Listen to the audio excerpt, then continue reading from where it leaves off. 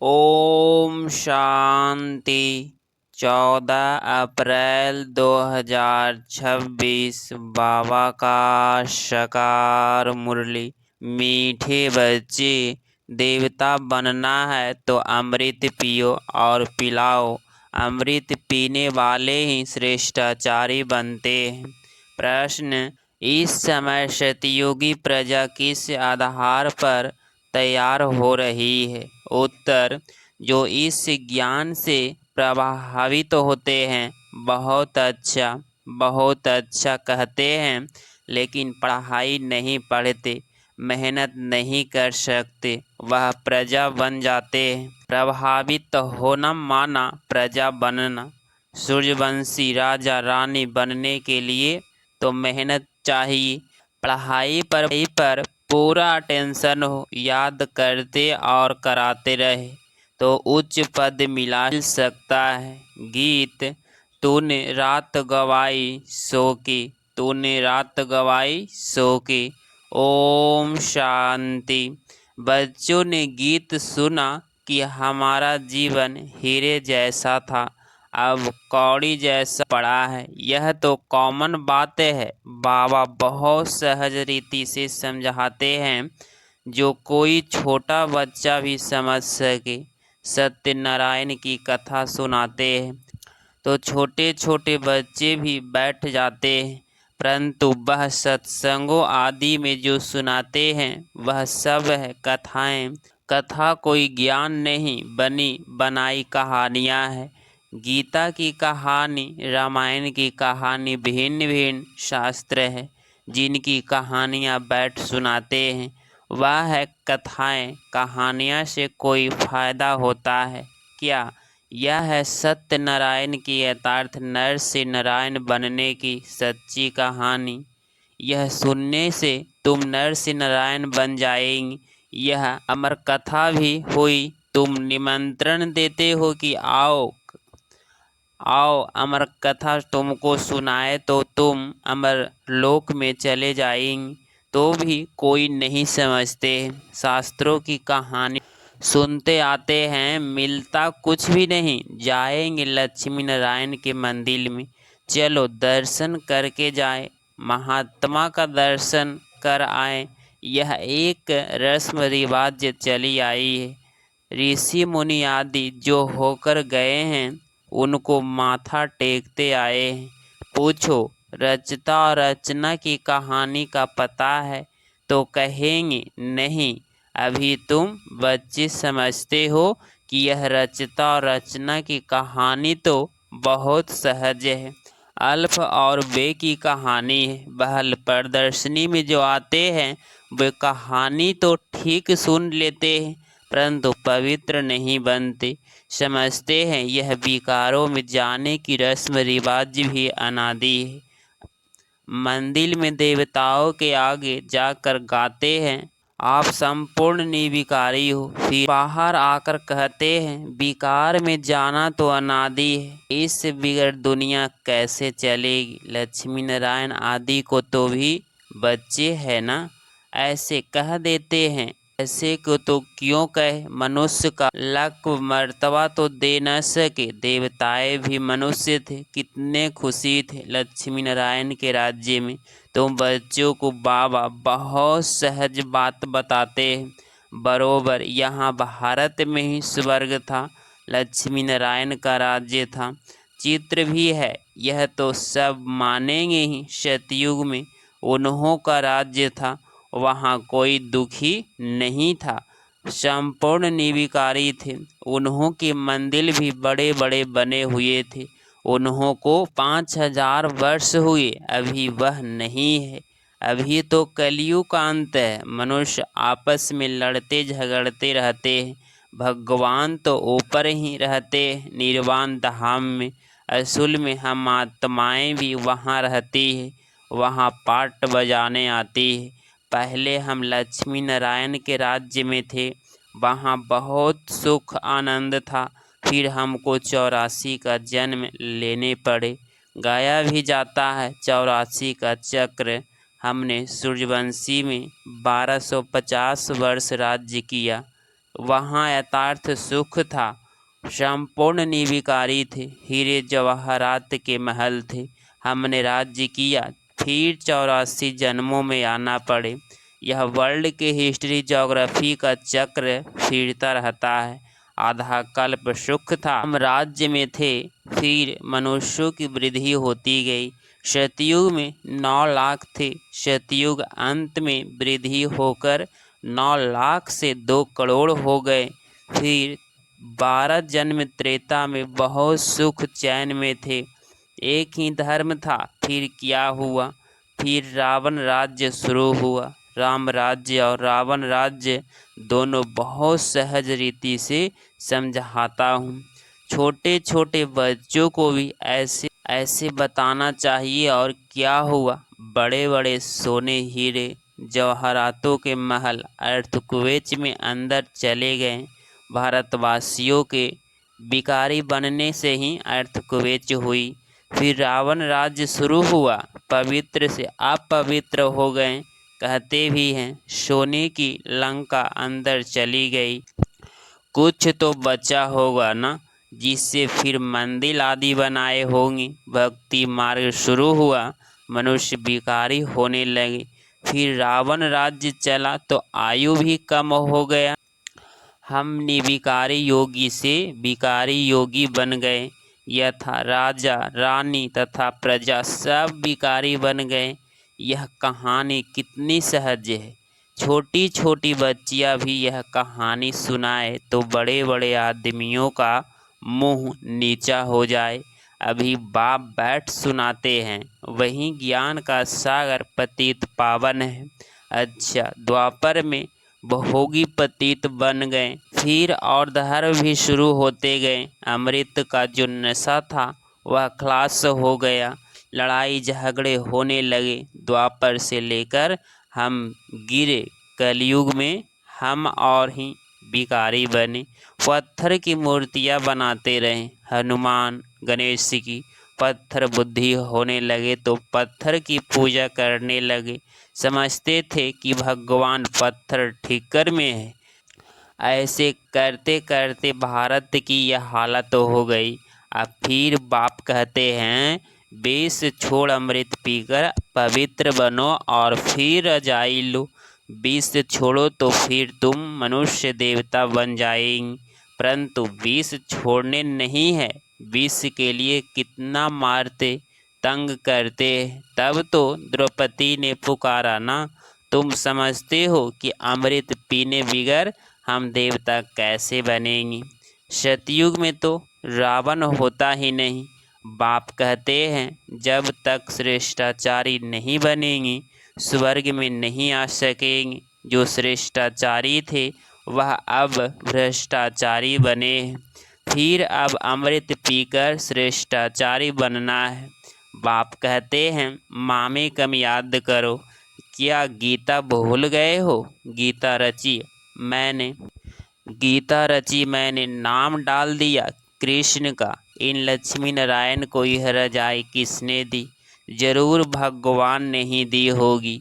अगले जन्म में भगवान ने राजयोग सिखाया, नाम फिर डाला है कृष्ण का। इन लक्ष्मी नारायण को यह रजाई किसने दी?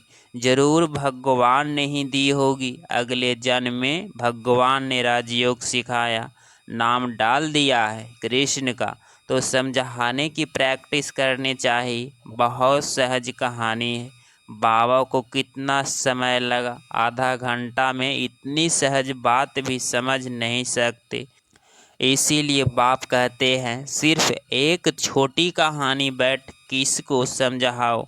हाथ में चित्र लो। सतयुग में लक्ष्मी नारायण का राज्य, फिर त्रेता में राम सीता का राज्य, द्वापर में रावण का राज्य हुआ। कितनी सहज कहानी। बरोबर हम देवता थे, फिर क्षत्रिय वैश्य शूद्र बने। अभी अपने को देवता न समझने कारण हिंदू कह देते हैं धर्म श्रेष्ठ कर्म श्रेष्ठ से धर्म भ्रष्ट कर्म भ्रष्ट बन पड़े। ऐसी छोटी छोटी बच्चियां बैठ भाषण करे तो सारी सभा में हेयर हेयर हो जाए। बाबा सभी सेंटर्स वाले को सुना रहे हैं। अब यह बड़े बड़े नहीं सिखाते हैं तो छोटी छोटी कुमारियों को सिखाओ। कुमारिया का नाम भी है दहली। बॉम्बे में बहुत अच्छी अच्छी कुमारियाँ हैं, पढ़ी लिखी है, उनको तो खड़ा हो जाना चाहिए। कितना काम कर सकती हो। कुमारिया खड़ी हो जाए तो नाम वाला हो जाए। साहूकार घर की जो है वह मुश्किल हिम्मत रखती है। साहूकारी का नशा रहता है, दहेज आदि मिलता है तो बस कुमारिया शादी कर काला मुँह कर देती और सबके आगे झुकना पड़ता है। तो कितना सहज समझाते हैं परंतु पारस बुद्धि बनने का ख्याल ही नहीं आता। देखो जो नहीं पढ़ते हैं वह भी आजकल MP MLA आदि बन गए। पढ़ाई से तो क्या क्या बन जाते हैं। यह पढ़ाई तो बहुत सहज है, औरों को तो जाकर सिखाना चाहिए, परंतु श्रीमत पर नहीं चलते तो पढ़ते भी नहीं हैं। बहुत अच्छी अच्छी कुमारियाँ हैं परंतु अपना ही नशा चढ़ा हुआ है। थोड़ा काम किया तो समझती है हमने बहुत काम किया है, अभी तो बहुत काम करना है। आजकल फैशन में ही कुमारियाँ रहती है, वहाँ तो नेचुरल श्रृंगार रहता है, यहाँ आर्टिफिशियल श्रृंगार करते हैं। सिर्फ बाल बनाने में ही कितने पैसे देते हैं। यह है माया का पंप। फॉल ऑफ माया रावण राज्य, फिर राज्य ऑफ राम राज्य। अब राम राज्य स्थापन होता है, परंतु तुम मेहनत तो करो ना। तुम क्या बनेंगे अगर पढ़ेंगे नहीं तो वहाँ जाकर पाई पैसे की प्रजा बनेंगी। आजकल के बड़े बड़े आदमी वहाँ की सब प्रजा में आ जाएंगे। साहूकार लोग सिर्फ अच्छा अच्छा कह अपने धंधे में लग जाते हैं, बहुत अच्छा प्रभावित होते हैं। फिर क्या आखिर क्या होगा, वहाँ जाकर प्रजा बनेंगी। प्रभावित माना प्रजा जो मेहनत करते हैं वह राम राज्य में आ जाएंगे। समझानी तो बहुत सहज है।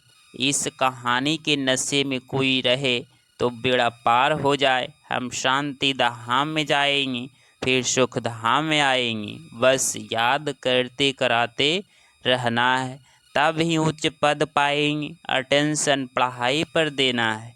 चित्र हाथ में हो, जैसे बाबा जब लक्ष्मी नारायण की पूजा करते तो चित्र जेब में पड़ा रहता था।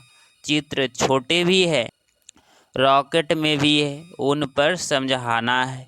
यह है बाबा, उन द्वारा वर्षा मिल रहा है। अब पवित्र बनो, बाप को याद करो। कितनी नॉलेज है इन मैडर्स बैज में, इनमें सारा ज्ञान है। इन पर समझाना बहुत सहज है। सेकंड में बाप से स्वर्ग की जीवन मुक्ति का वर्ष कोई भी समझाए तो जीवन मुक्ति पद का अधिकारी बन जाए। बाकी पढ़ाई अनुसार उच्च पद पाएंगी। स्वर्ग में तो आएंगे ना, पिछाड़ी में आएंगे तो सही ना। ही तो होनी है, देवी देवता धर्म उच्च है, वह भी तो बनेंगे ना। प्रजा तो लाखों बनेगी, सूर्यवंशी बनने में मेहनत है। सर्विस करने वाले ही अच्छा पद पाएंगे। उनका नाम भी बाला है, कुमार का है, जनक है। अच्छा सेंटर संभाल रही है, कोई खिटपिट नहीं है। बाप कहते हैं see no evil talk no evil, फिर भी ऐसी ऐसी बातें करते रहते हैं। ऐसे ऐसे क्या जाकर बनेंगे, इतनी सहज सर्विस भी नहीं करते हैं। छोटी छोटी बच्चियां भी यह समझा सकती है, सुना सकती है। बंदर सेना भी मशहूर है। सीताएं जो रावण की जेल में फंसी हुई है उन्हों को छुड़ाना है। भाई तो क्या क्या बना दी है। ऐसे ऐसे कोई भाषण करे, बाकी सिर्फ कहते हैं फलाना बहुत प्रभावित हुआ। पूछो तुम क्या बनना चाहते हो, सिर्फ दूसरों को कहेंगी। इनका ज्ञान बहुत अच्छा है, खुद समझते कुछ भी नहीं, इससे क्या फ़ायदा। अच्छा मीठे मीठे सिकलधे बच्चों प्रति माता पिता बाप दादा का याद प्यार और गुड मॉर्निंग। रूहानी बाप की रूहानी बच्चों को नमस्ते नमस्ते। धारणा के लिए मुख्य पॉइंट नंबर फर्स्ट, पारस बुद्धि बनने के लिए पढ़ाई पर पूरा ध्यान देना है। श्रीमत पर पढ़ना और पढ़ाना है। हद की शाहूकारी का नशा, फैशन आदि छोड़ इस बेहद सेवा में लग जाना है। Point number 2, hear no evil see no evil. कोई भी व्यर्थ बातें नहीं करनी है, किसी पर प्रभावित नहीं होना है, सबको सत्यनारायण की छोटी सी कहानी सुनानी है। 14 अप्रैल 2026 का वरदान, नए जीवन की स्मृति से कर्मेंद्रियों पर विजय प्राप्त करने वाले मर्जीवा भव। स्पष्टीकरण, जो बच्चे पूरा मर्जीवा बन गए उन्हें कर्मेंद्रियों की आकर्षण हो नहीं सकती। मर्जीवा बने यथार्थ सब तरफ से मर चुके, पुरानी आयु समाप्त हुई। जब नया जन्म हुआ तो नए जन्म नए जीवन में कर्मेंद्रिया के बस हो कैसे सकते। ब्रह्मा कुमार कुमारी के नए जीवन में कर्मेंद्रियों के बस होना क्या चीज़ होती है, इस नॉलेज से भी परे। शूद्रपन का जरा भी सास यथार्थ संस्कार कहाँ अटका हुआ ना हो। स्लोगन, अमृत बेले दिल में परमात्मा स्नेह को समा लो तो और कोई स्नेह आकर्षित नहीं कर सकता। यह व्यक्ति सारे महान बनने के लिए मधुरता और नम्रता का गुण धारण करो। संगठन में सफलता प्राप्त करने के लिए सदा नर्म चित्र के तख्त पर विराजमान रहो। इसी तख्त पर बैठ जिम्मेवारी का ताज धारण कर भविष्य की पदवी बनाओ। तख्त से उतारना नहीं, इसी पर बैठकर काम करो तो सफलता मिलती रहेगी। इसके लिए पहले आप का पाठ पक्का हो, इससे आपके संस्कार सबके साथ सहज ही मिल जाएंगे। अगर आप इस चैनल पे डेली मुरली क्लास सुन रहे हैं तो चैनल को प्लीज़ सब्सक्राइब करें और नोटिफिकेशन ऑल पे क्लिक करें। मिलते हैं अगली मुरली क्लास में। ओम शांति, ओम शांति।